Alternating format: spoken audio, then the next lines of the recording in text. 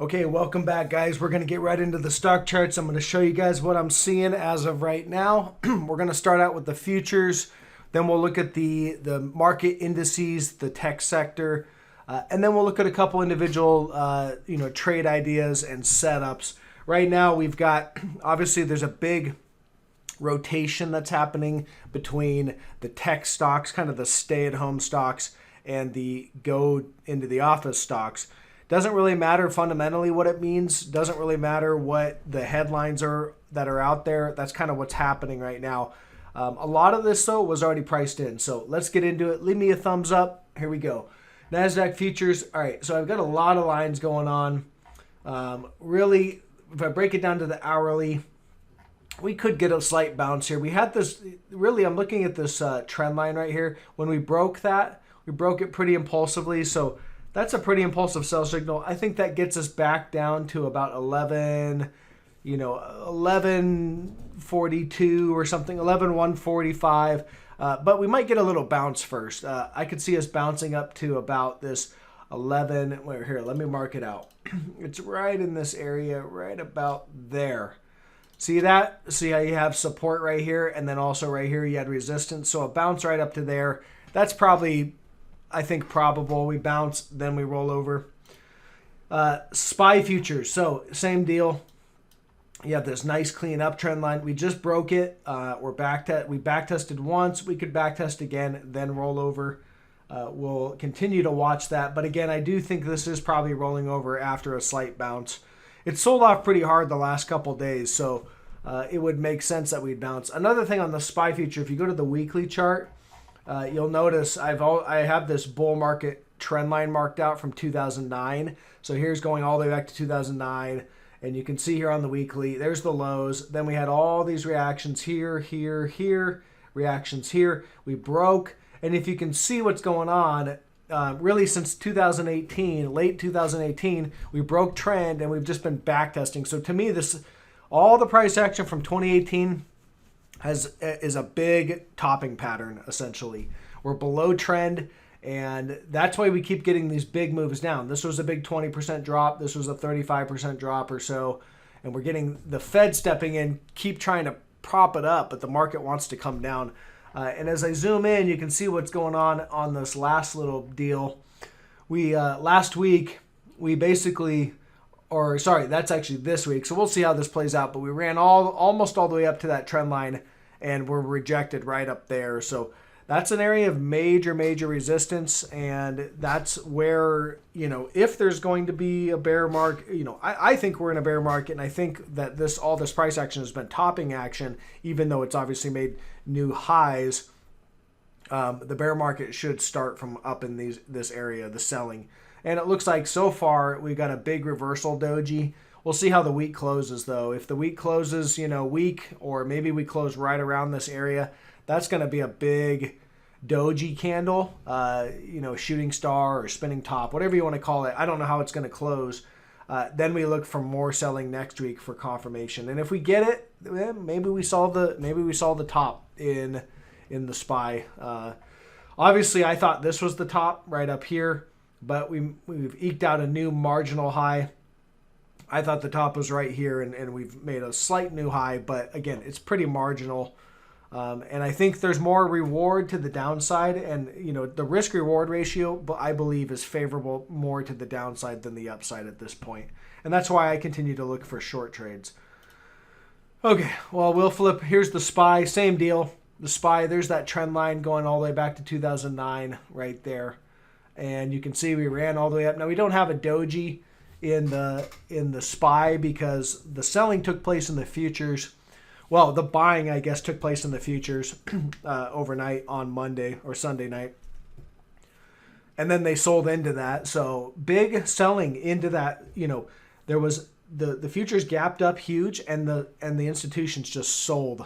They're taking profit. So understand what's happening there. That usually is not going to just stop on a dime. That's usually going to continue. Qs here, basically if I go to the daily, you can see they popped it, made a new marginal high. We had negative divergence as well. If I get rid of all these lines that are from my hourly charts here, you'll see that we basically, let me go ahead and get rid of these. You can see negative divergence right there. So we made lower momentum indicator, slightly higher price, and they faded that back down. So again, there's resistance here, and it is holding so far. So we are back within the range. To me, I think that sets us up for a move down to this 267 area. Whether we get a slight bounce, right now you can see the candle. They're kind of buying it a little bit. I think that the selling continues over the next days to weeks, and we get down to this 267.50 area again. Probably going to break that. And if we break it, look for us to head to the bottom of the price channel, down at around 229. That's where I'm going to be probably trying to put my money, is for a move all the way down to this, 229. But again, I want to see a break of this one first. We'll probably get a reaction here, and then we'll look for the move down over time. This is going to take time to play out. Small caps here, you can see momentum's been to the upside. So if the momentum doesn't turn down soon, then you're going to burn through any negative divergence that you potentially would have had. If it does turn down, we start to see selling come in, then you're going to keep the negative divergence intact on the RSI and also on the PPO, and you'll have this marginal new high. So it will be a divergent high. Look for the market to sell off pretty hard if that actually happens. Gold here is kind of hanging in here. It's made its way back into this wedge that we have, this big triangle, and we're back in there. So maybe we want to run up, tag the top. I still think this rejects and breaks down, just because of the big bull trap that was set right here. That's a nice clean bull trap. It was trading up here, everything looked good, and then just huge impulsive breakdown. So I think that this is just a bear flag. And I bet if I mark the bear flag out, it puts us to about 1790. You can see here, if we mark it out something like this, and we go, maybe something like that. And here's your flagpole right here. And then you can mark it out. And yeah, it's right around 1790. So I do still think that's going to play out. Although I've been talking about it for a while. It takes time. And when it happens, it'll probably happen pretty impulsively, and we'll start to look for, buying opportunities in gold and gold miners down around there.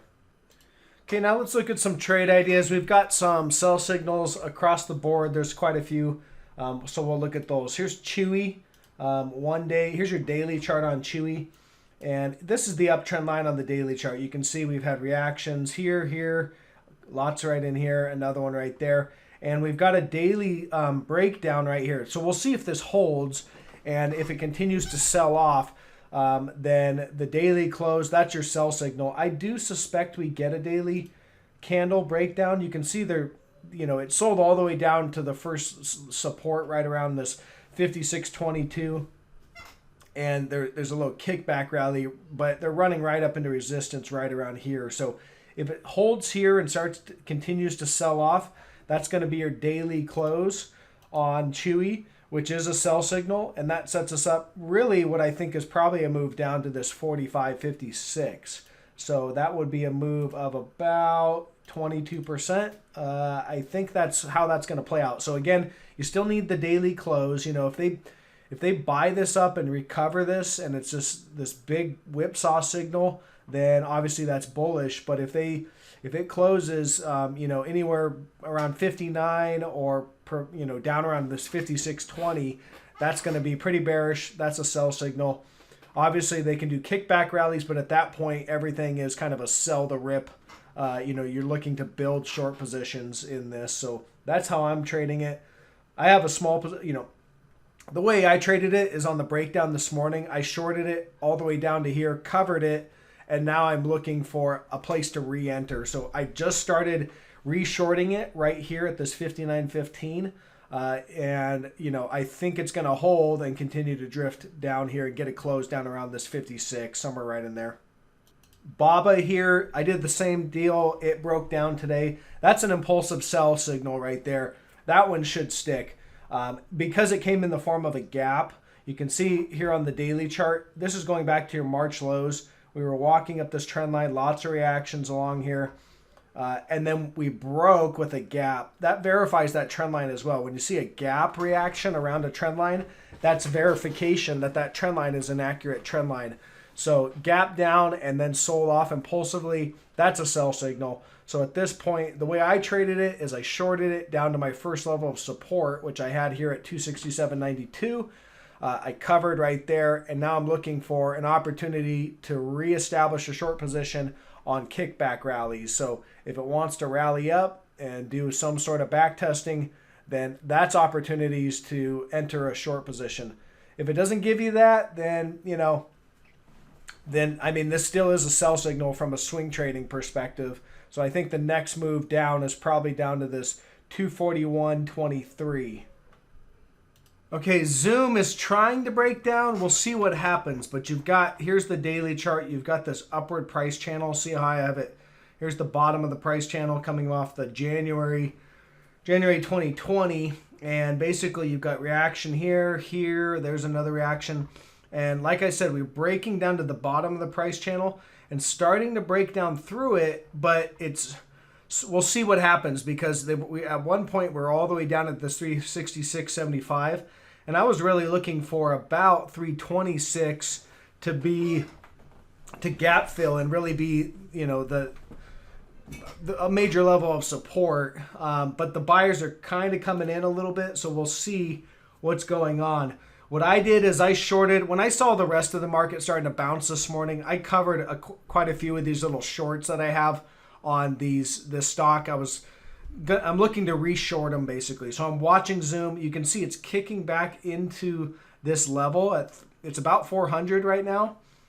And we'll see. If it rejects and starts to roll over, then that sets us up for a move all the way down to this 320. It's about 327. But if they can recover it, and you go back to the daily to really see that, if they recover this, then that's a whipsaw. It's a false breakdown, and maybe that sets us up for a move up to the top of this range or somewhere right around 480 or so. So again, anything's possible. We have to just watch the charts, but that's kind of what I'm looking for. Here's one, TAN, T-A-N, and this one hasn't broken down yet. So there's a setup here. The trade hasn't played out yet, so I'll just point it out in case it triggers. You can see clean up trend line coming off the March lows. On the daily chart, lots of reactions. We now have pretty clear negative divergence in play, and we're just waiting for a break of the trend line. So it's most likely going to come in the form of a gap down. That's, these huge momentum stocks, they don't let everyone just get out easily, so they typically trap money in a gap down. I suspect they're going to trap most of the money that is in all the trading action right around up in here. So they'll gap it down, and then we'll see this run lower. Again, that's the trade. Levels of support on this one, I'm not sure why I don't have them marked out right there. It's right about there. That's your first level of support. We'll call it, it's right about 56, 58. It's right about 58 would be your first level of support. So we're watching for that one, some sort of a trigger. We don't have it yet, but it should come. And back to BBY, you can see there's this adjusted trend line that I had marked out, and we took a trade on this a couple weeks ago that ended up stopping us out for a small loss. Here's your daily chart. You got a reaction here, reaction, and then we had this reaction right up here.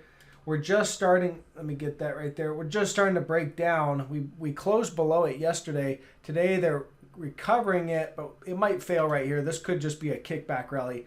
To me, I think it is. So I'm going to probably take a shot at this and see if this fails right here. It starts to roll over. The reason why I think it's going to roll over, if you look at the daily, big, clean, negative divergence right here on the daily. So all this price action is divergent price action. You have a bearish rising wedge, which is starting to break. So I'm just looking for an impulsive breakdown to first 104. It's about 104. We break that. There's a gap right here that I think will get filled at about 91.50 or so. So that's the trade idea on this one. And that's all I got for today, or at least for this morning. So I'm going to get the video out. Give me a thumbs up if you guys like the content. Take my course if you haven't taken it. It's $99. I think it's going to add to your trading skills. I think you'll really benefit from it. There's several people that have already commented that they've made, $10,000 and stuff just from the trading course helping them. So I appreciate that. If you got feedback, let me know. I do appreciate it. And I'll catch you guys on the next one.